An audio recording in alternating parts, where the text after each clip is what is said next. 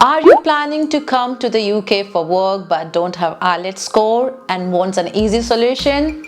If yes, I will tell you what you can do and get result within 10 days. When I was applying for my UK skill visa, I didn't take any IELTS but used this trick which I'll share with you in a minute now. Hello guys, I'm Sarika and welcome to your Knowledge Buddy.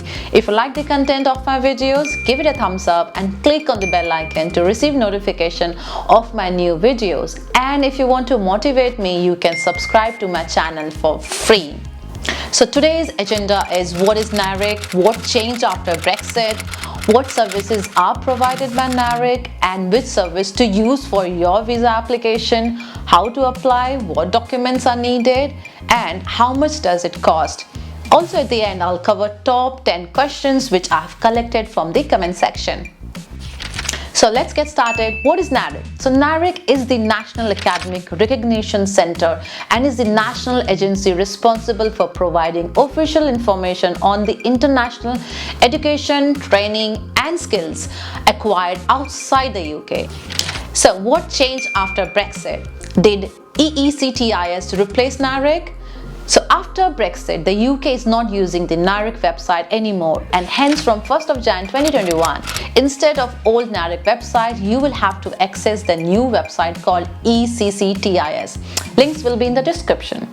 Now, what services they provide? So they provide visas and nationality services which supports you if you need to evidence the level of your degrees and or your English language proficiency for the UK Home Office. These services are for you if you're applying for one of the following visas route like Tier 2 Skilled Worker Visa, Health and Care Skill Visa, Starter Visa, Innovator Visa, Minister of Religion Visa, Family including Spouse Visa, and Settlement or Citizenship or Naturalisation. Now, how it works? There are 3 visas and nationality services available. First is Visas and Nationality English Proficiency. Second is Visas and Nationality PhD Verification. And third is Visas and Nationality PhD Verification with English Proficiency. You can use this service based on your need. Now let's see the detail now. So, if you would like to use your bachelor's, master's or PhD degrees to demonstrate the level of your qualification and your English proficiency for a UK visa application, you should use Visas and Nationality Service English Proficiency. For this service, they only assess qualifications that are considered comparable to a bachelor, master or a PhD degree in the UK and were taught in English. They compare your university higher education degree to the standard of bachelor's, master's or PhD in the UK. This is the academic qualification level statement AQUALS. Once they have received all the required documents and payment, they will complete your assessments within 10 working days. If you have a deadline, you can use their 24 to 48 hour fast track service. Now, number 2, if you use your PhD to qualify for tradable points for the skilled worker visa, you need to use Visas and Nationality Service PhD Verification. For this service, they only assess qualifications that are considered comparable to a PhD degree in the UK. They provide a statement confirming that your PhD is comparable to the standard of a PhD in the UK. So they will check and confirm if the degree is genuine by contacting your institution. And during the application process, they will ask you to complete and sign a letter of authorization. This allows them to contact your institution to verify your degree. And once they have received all the necessary documents and payment, they will complete your assessment within 30 working days. Number 3, if you would like to use your PhD to qualify for tradable points for the skilled worker route and demonstrate your English proficiency for a UK visa application, you need to use Visas and Nationality Service PhD Verification with English Proficiency. So the only difference between the last service and this is that they do additional check for your English. If your degree was not studied in a majority English speaking country, they will confirm the level of your English language proficiency based on your qualification and according to the Common European Framework of Reference for Languages, which is CEFR. This is the English Language Proficiency Statement, ELPS. And if your PhD degree was not taught in English but you have another degree which was taught in English, for example a bachelor's or master's degree, they may be able to provide the AQ, UALS and ELPS for your bachelor or master's degree, provided they meet the requirements of the service. Now, how to apply? You need to apply online for the visas and nationality service via the link shown on your screen. So step 1 is, of course, you need to register a new account through the link, and then step 2 is when you have registered, you will receive an acknowledgement email containing a link, and the email will be from ECCTIS registration. Step 3 is click the link to activate your account, and then you need to log into your account using your email address and password. And when you log in, you'll be asked, what will you do with this certificate? So the options on the screen would be, I want to be a student in the UK, I'm applying for a job in the UK, I'm applying to the UK Home Office to move or settle in the UK, I have qualifications from the UK. So select option 2 or 3 based on your need. It will take you to the application form which you need to start filling now, and check the requirements carefully and upload your photographs and scans your documents, and of course the last step, submit the form. Now, what documents are needed? So depending on the service you require, they may ask you to present different documents. For visas and nationality service, English proficiency, and visas and nationality service PhD verification with English proficiency, you need final certificates, transcripts, certified translations of your documents if not in the English, and medium of instruction letter if you need to evidence your English language proficiency.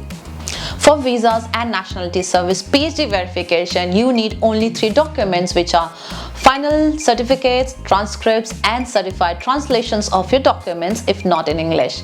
If you don't know what transcript is, it is your mark sheet which shows the subjects or modules studied and the marks or the grades you achieved. So when I applied for NARIC certificate, I submitted my BTech's final degree and all the semester mark sheet. How much does it cost? Now let's look at the prices. For visas and nationality service English proficiency, it cost £140 plus the VAT. For visas and nationality service PhD verification and PhD verification with English proficiency, it cost £210 plus the VAT. Now let's go through the list of top 10 questions which you had asked me on my social handle. So number 1, how long is the UK NARIC valid for?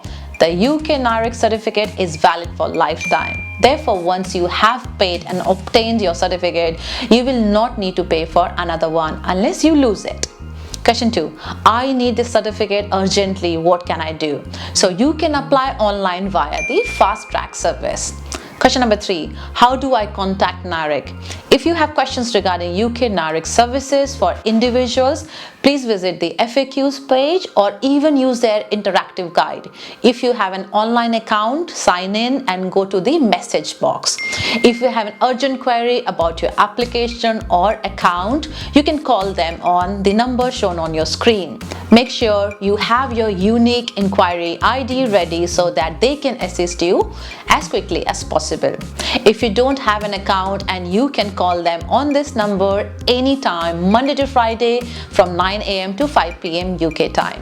And if you want to send any comments or feedback, you can email them on feedback@ECCTIS.com. Question number 4. Is NARIC certificate required for ILR?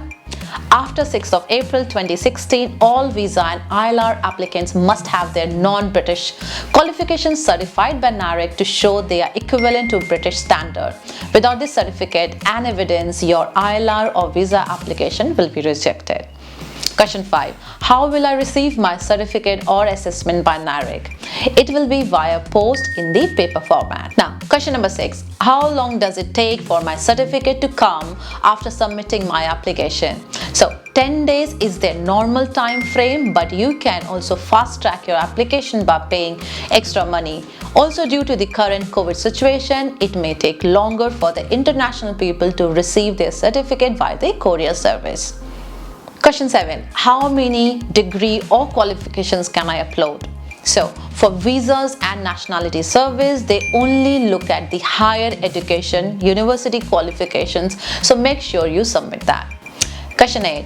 Who uses or need NARIC? So, any individual coming to the UK to work or study should really get a SOC, which is called Statement of Comparability. It ensures that an individual's qualifications are understood. So, SOCs are key tool in facilitating mobility. The recognition given by UK NARIC helps assure quality associated with an award and safeguard standards. So question 9. Do I need a UK NARIC statement of comparability in terms of to apply for work or study in the UK? So guys, it's not mandatory. A statement of comparability is not a compulsory document for work or study in the UK. Some of the employers may not ask for it, although organization can insist on an individual with international qualifications obtaining this document as part of their applications procedures. Now, question number 10. What happens if my certificates or degree can't be compared? So, in the event that UK NARIC is unable to provide a statement of comparability due to missing documentation, you will be given 3 months to provide the necessary information. In the event that a comparison is not possible, a refund can be provided. There will be a small administrative charge or fee as outlined in their terms and conditions.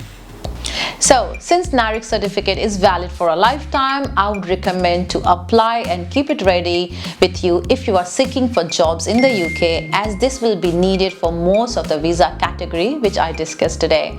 So, if you still have more questions which I haven't answered, please feel free to let me know in the comment section below. And thanks for watching the video till the end, and I'll see you soon with my next video. Till then, keep learning.